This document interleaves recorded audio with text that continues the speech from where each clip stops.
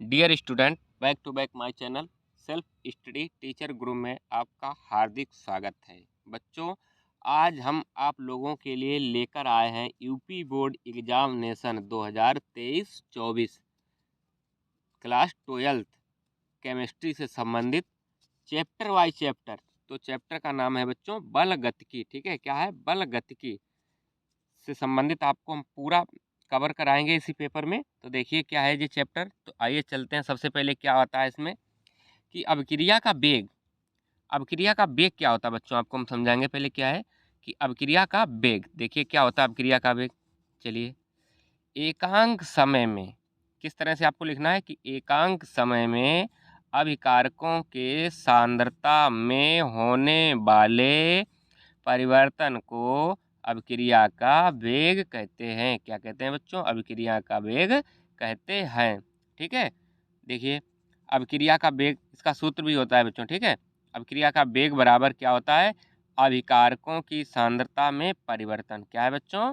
अभिकारकों की सांद्रता में परिवर्तन अपान समय। ठीक है, तो अभिक्रिया को वेग का किससे डिनोट करते हैं? बी बराबर डी एस अपान डी टी। क्या है बच्चों? डी एस अपान डी टी। ठीक है, ये आपका सूत्र होता है अभिक्रिया के वेग का। क्या होता है? बी बराबर डी एस अपान डी टी। जहाँ देखिए इसमें डी एस और डी टी क्या है? जहाँ डी एस अभिकारकों की सांद्रता में परिवर्तन। क्या है बच्चों? अभिकारक की सांद्रता में परिवर्तन। अपान में डी टी था। डी टी क्या है? समय परिवर्तन। क्या है बच्चों? समय परिवर्तन। ठीक है, इसके बाद देखिए क्या आता है? उत्प्रेरक। उत्प्रेरक क्या होता है आइए दिखाते हैं आपको।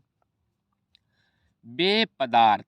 क्या है बच्चों? वे पदार्थ जो किसी अभिक्रिया के वेग को, क्या है? वेग को, वे पदार्थ जो किसी अभिक्रिया के वेग को बढ़ा या घटा देते हैं। क्या कर देते हैं बच्चों? बढ़ा या घटा देते हैं, उत्प्रेरक कहलाते हैं। क्या कहलाते हैं? उत्प्रेरक कहलाते हैं। जैसे एग्जाम्पल देखिए, एग्जाम्पल आपको भी देना है एग्जाम में। विदाउट एग्जाम्पल आपको जो भी डिफिनीशन है वो नहीं लिखना है। ठीक है बच्चों, देखिए एग्जाम्पल क्या होता? KClO3। क्या है? KClO3 arrow MnO2। ये क्या कर रहा है बच्चों? MnO2 जो है क्या यहाँ पे किसका काम कर रहा है? उत्प्रेरक का। ठीक है, किसका काम कर रहा है? MnO2 उत्प्रेरक का। MnO2 उत्प्रेरक का काम कर रहा है। तो इधर देख लीजिए आप क्या कहना। KCl अलग निकाल दीजिए प्लस O2 अलग निकाल दीजिए, तो क्या बन जाएगा आपका? KCl plus O2। बैलेंस करने के लिए देख लीजिए, आपको सबसे पहले विषम संख्या को सम कर लिया करो। तो इधर देखिए विषम थी, इधर मैंने सम किया कि 2 KClO3 बढ़ा दिया। ठीक, जब इधर 2 के इधर हो गया तो इधर सिंगल था तो इधर भी हम 2 के बढ़ा दिया। ठीक है, अभी इधर देखिए कि उधर मैंने ऑक्सीजन निकाला था इधर। अब देखिए ऑक्सीजन की संख्या इधर आपकी कितनी हो गई? 3 दूनी 6। तो इधर भी आपको 6 करने के लिए इधर आपको 3 बढ़ाने पड़ेंगे। MnO2 जो है बच्चों किसका काम कर रहा है? उत्प्रेरक का काम कर रहा है। ठीक है, उत्प्रेरक के प्रकार। उत्प्रेरक के प्रकार कितने होते हैं बच्चों? ठीक है, देखिए उत्प्रेरक के प्रकार 2 प्रकार का होता है। कितने प्रकार का होता है? 2 प्रकार का। नंबर 1 समांगी उत्प्रेरक और नंबर 2 विषमांगी उत्प्रेरक। समझ गए? समांगी उत्प्रेरक और विषमांगी। समांगी का मतलब समान और विषमांगी के मतलब असमान। ठीक है, या भिन्न भिन्न। ठीक है, समांगी का मतलब समान, विषमांगी के मतलब असमान या भिन्न भिन्न। ठीक है, आगे देखिए उत्प्रेरक वर्धक क्या होता है बच्चों? उत्प्रेरक वर्धक। ठीक है, देखते हैं क्या है उत्प्रेरक वर्धक। आइए, वे पदार्थ जो उत्प्रेरक की क्रियाशीलता को बढ़ा देते हैं। ठीक है, किसकी बढ़ा देते हैं बच्चों? उत्प्रेरक की क्रियाशीलता को बढ़ा देते हैं, उत्प्रेरक वर्धक कहलाते हैं। ठीक है, क्या कहलाते हैं? उत्प्रेरक वर्धक कहलाते हैं। जैसे एग्जाम्पल दिखाइए, N2, N क्या है? Nitrogen. N2 plus H2, nitrogen plus hydrogen मिलाएंगे बच्चों आपस में तो क्या बनेगा आपका? अमोनिया बन जाएगी। क्या बन जाएगी? Ammonia, NH3। ठीक है, क्या बन गया? NH3 बन गया बच्चों। ठीक है, अब देखिए इसमें उत्प्रेरक का काम कौन कर रहा है? जो रिवर्सिबल का चिन्ह है। और उत्प्रेरक वर्धक का काम कौन कर रहा है? तो देखिए बच्चों N2 प्लस H2 रिवर्सिबल क्या बनाया? अमोनिया बना दी। क्या बना दिया? अमोनिया। ठीक है, तो जो Fe है, Fe आपका बच्चों किसका कार्य कर रहा है? उत्प्रेरक का। किसका? देखिए एरो के ऊपर है, उत्प्रेरक का। और MO जो है वो उत्प्रेरक वर्धक का कार्य कर रहा है। बैलेंस करने के लिए मैंने आपको सर्वप्रथम बताया था कि विषम को सम करिए। पहले अमोनिया निकला था तो उसे सम बनाने के लिए 2 से गुणा करेंगे। ठीक है बच्चों, तो अब देख लिए 2 बैलेंस हो गए, 2N इधर हो गए, 2N इधर हो गए, 6 हाइड्रोजन हो गए तो 3 दूनी 6। हाइड्रोजन भी 6 हो गए। ठीक है बच्चों, आगे देखिए। उसके बाद आता है कि ताप प्रभाव। ताप प्रभाव क्या होता है? ताप प्रभाव जानते हैं आप लोग? देखिए ताप प्रभाव क्या होता है भाई। ताप आयनन की क्रिया को, क्या है बच्चों? ताप आयनन की क्रिया को प्रभावित करता है, क्योंकि वृद्धि से अणुओं की सक्रिय ऊर्जा बढ़ जाती है। क्या है? सक्रिय ऊर्जा बढ़ जाती है, जिससे किसी लवण को, क्या है बच्चों? जिससे किसी लवण को जल में घुलने पर आयनन की क्रिया तीव्र हो जाती है। यही प्रक्रिया या घटना क्या कहलाती है? ताप का प्रभाव कहलाती है या कहलाता है। ठीक है, इसके बाद देखिए सांद्रण क्या होता है। सांद्रण तनु विलयन में आयनन अधिक होता है। ठीक है बच्चों, सांद्रण का प्रभाव है। ठीक है, सांद्रण का प्रभाव क्या होता है? तनु विलयन में आयनन अधिक होता है, जबकि सांद्र, क्या लिखा है बच्चों? सांद्र, सांद्र विलयन में आयनन कम होता है। यही घटना या प्रक्रिया क्या कहलाती है? सांद्रण का प्रभाव कहलाती है। ठीक है, क्या कहलाती है बच्चों?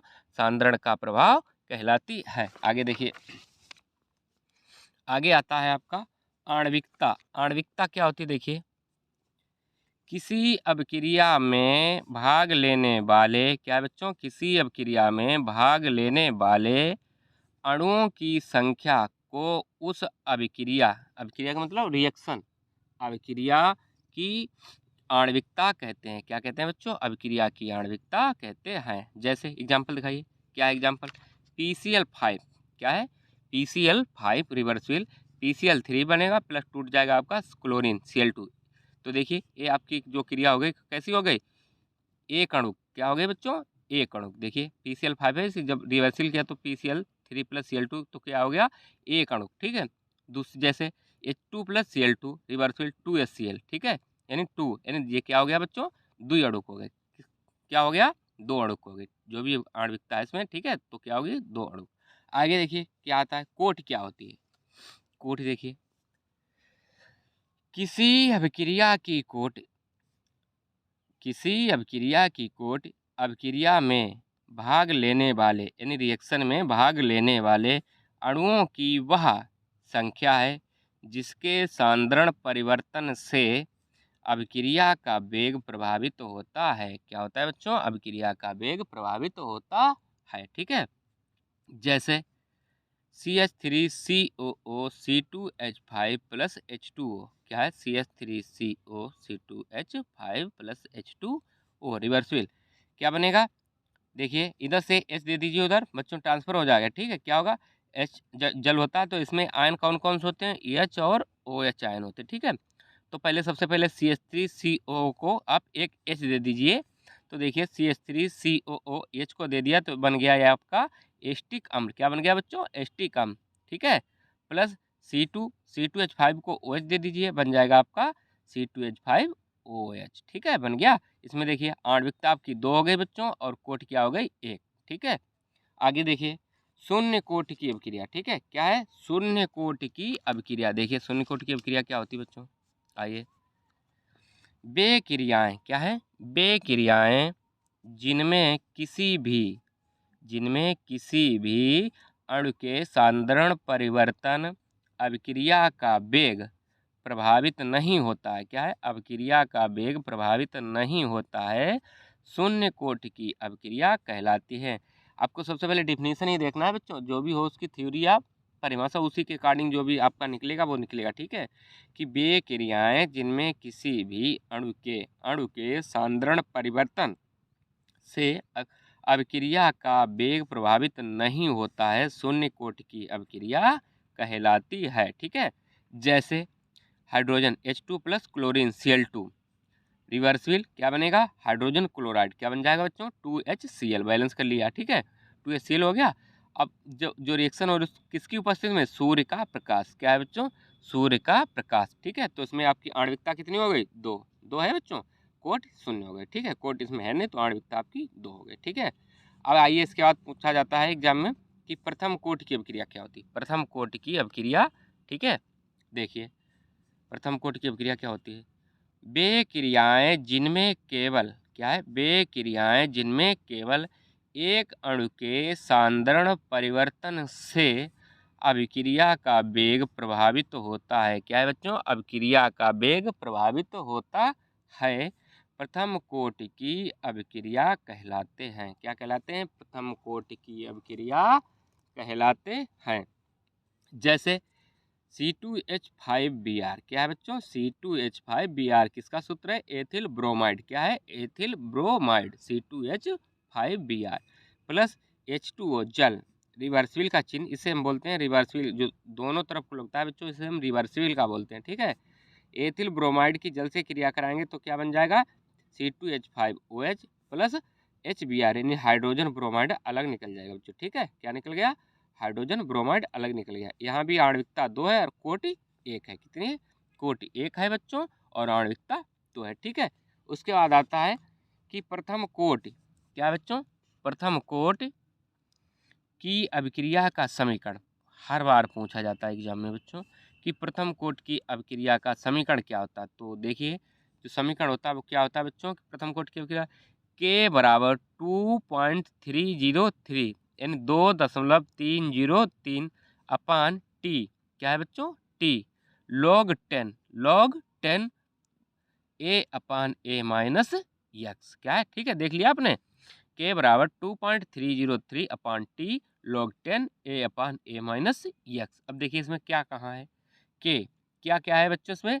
जहाँ K एक क्या है? वेग स्थिरांक। क्या है बच्चों? वेग स्थिरांक। टी क्या है? विघटन में लगा हुआ समय। जो स्मॉल टी है बच्चों, ये क्या है? विघटन में लगा हुआ समय। ठीक है, ए क्या है? पदार्थ की प्रारंभिक मात्रा। जो ए है बच्चों, ये क्या है? पदार्थ की प्रारंभिक मात्रा। ठीक है, अपान ए माइनस एक्स, ये क्या है? शेष मात्रा या अंतिम मात्रा। ठीक है बच्चों, क्या है? शेष मात्रा या अंतिम मात्रा। वीडियो अच्छा लगा हो तो लाइक, शेयर एंड सब्सक्राइब अवश्य करें। Thank for watching.